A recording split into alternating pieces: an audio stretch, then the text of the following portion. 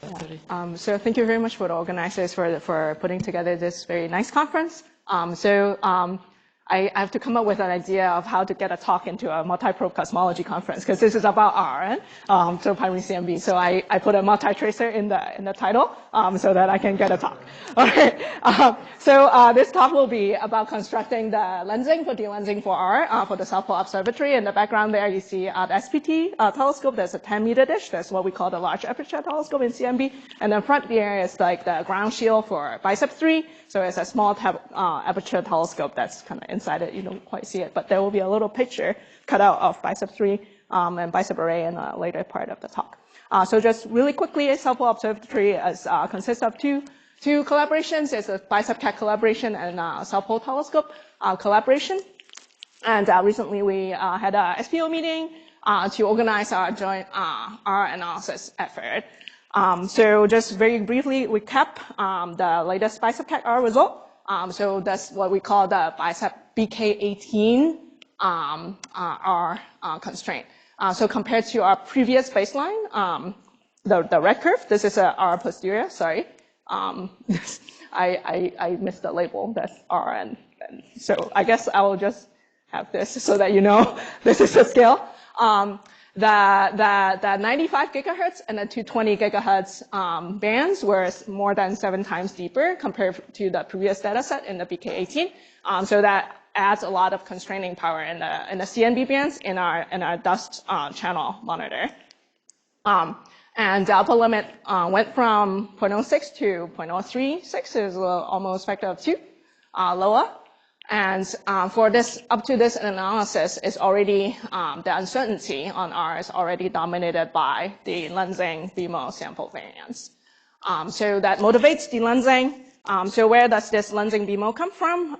So as a bit of background, this is a figure that is super familiar with everybody in this room by now.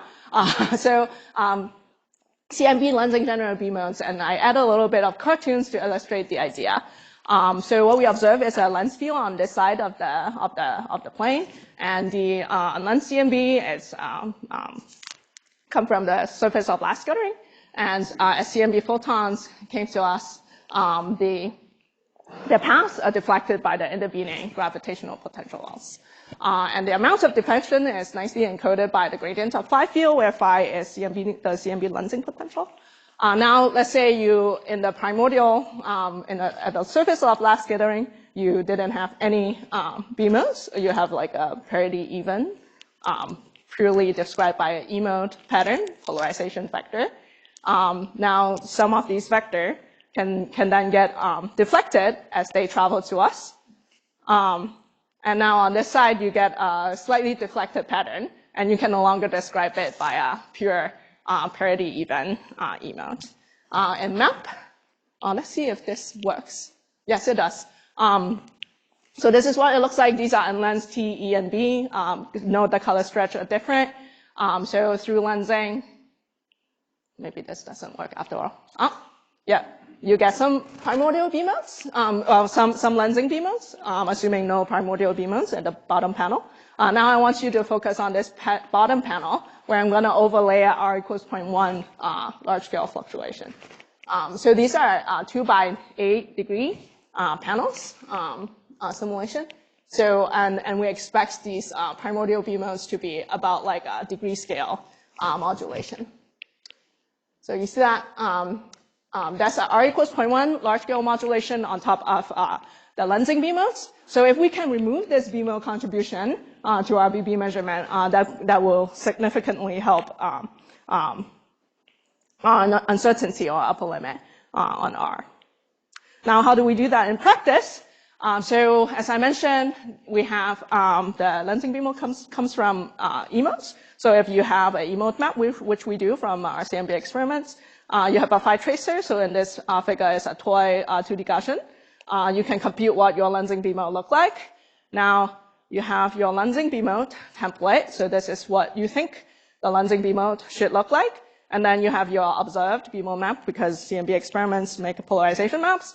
And then there are other stuff in it. There could be galactic dust, it could be a noise in an instrument, or underneath there's some primordial tensor induced beam modes.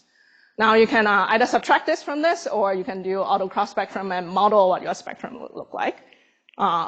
We did that a few years back with a previous version of BISEP-CAC data, BK14.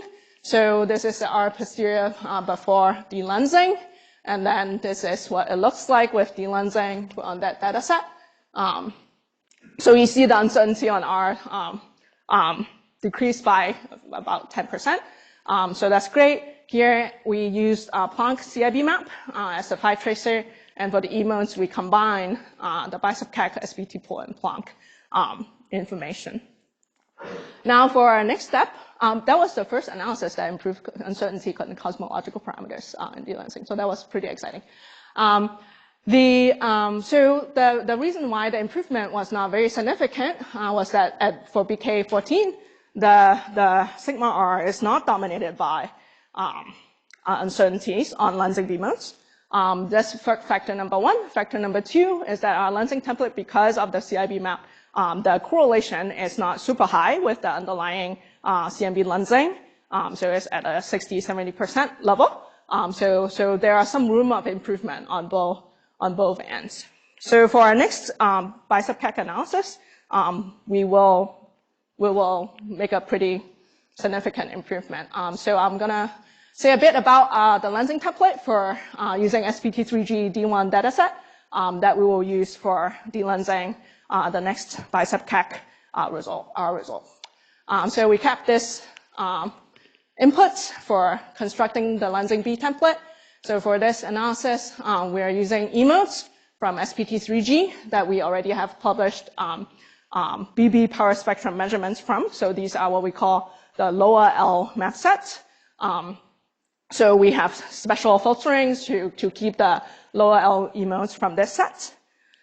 And for the phi tracer, we are combining the kappa map, the phi map that Yuki had mentioned in his talk yesterday, from this data set. That is has some of the highest signal to noise measurements of phi, and also Planck CIB map. And with these inputs, you can get a lensing B mode template. Now I want to talk a little bit more about the phi map that we have. So these are some deepest phi mode we have measured to date. So here is a plot of what these lensing reconstruction noise curves for different contemporary CMB experiments from Planck and ACT. And then for this map, our noise level is a factor of a few lower, and these modes are signal dominated below LF 400 or so. So what is cool is that if you look at this map, we have low pass filter it, so that what you see by eye, where it's over density that is redder, if you look at that RN DAC in the sky, that is a true matter over density integrated along the line of sight. Now with this high signal to noise measured kappa map, which you can relate to phi, then you can compute what the lensing B mode look like. And now I say that we are combining it with the CIB. So this is the cross correlation of this phi tracer from the SPT3G kappa and also the CIB individually. And when we combine them, we get important gain in this L range that is important for sourcing lensing B modes. Now I'm going to show what the lensing B mode template looks like in simulations and compare that to the input truth of lensing B. So you see that they are highly correlated. If you compute the correlation coefficient, it's more than 70% correlated. And what that means is that we will be able to remove more than half of the lensing sample variance in the upcoming R analysis. With the big picture, zooming out a bit, so this is given the data in the can, what we expect the progression of sigma R will be like with and without delensing from SPT3G.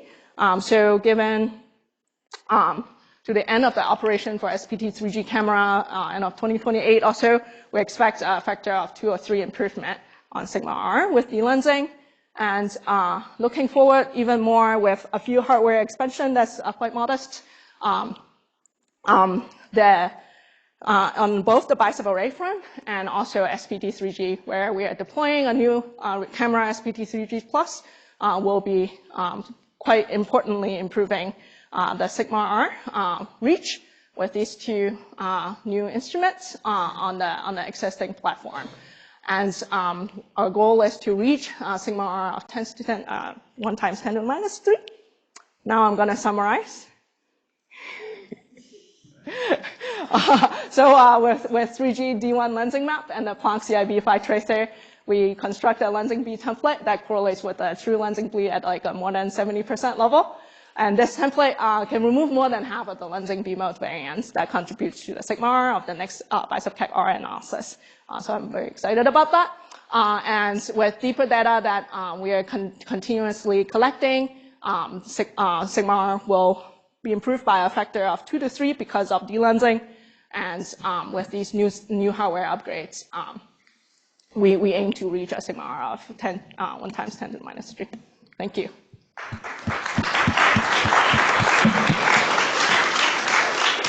All right. While we take the one quick question, can next speaker, come over and any here? So I know that these cross-correlation coefficients are much higher with Rubin. Is there overlap between SPT and Rubin, or actually Bicep and Rubin? A little bit. Yeah. So for this next analysis, there won't be Rubin data available yet. But in principle, we can get DS data on the same patch, and that will really improve the cross correlation at higher L there, and that should add a little bit. So we can see. Yeah, hi. I had basically the same question.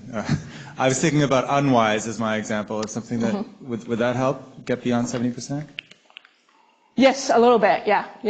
Not in a huge way. So because at some point then your sample, the sigma R is no longer lensing limited. So the difference is like whether you get sigma R of 0.048 or 0.046. Okay, thanks.